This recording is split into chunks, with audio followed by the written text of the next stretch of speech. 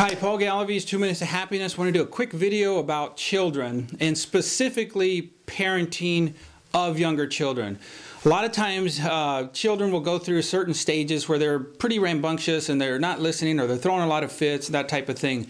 What I've noticed or what I've seen, myself and my wife included, is that a lot of times children that are acting that way, aside from the parents going through a divorce or things like that or other emotional issues, if all that is okay, the issue tends to be because they're not getting quality attention from their parent.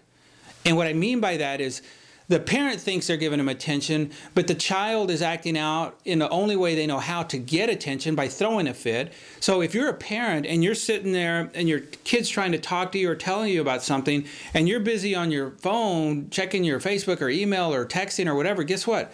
The message you're sending to your child at that moment is, you are not as important as this little piece of glass and metal and whatever, because that child doesn't know what it is.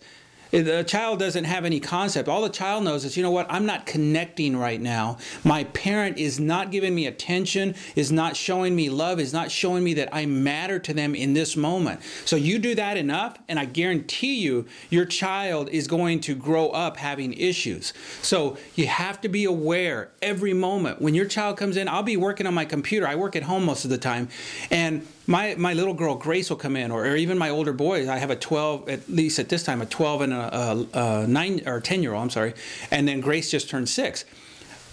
Sure, for the moment, I have to finish typing the last couple words or whatever, and I'll turn around and I will give her my full attention and look at her in the eye, get her up on my knee if she wants to climb up on me, whatever it is.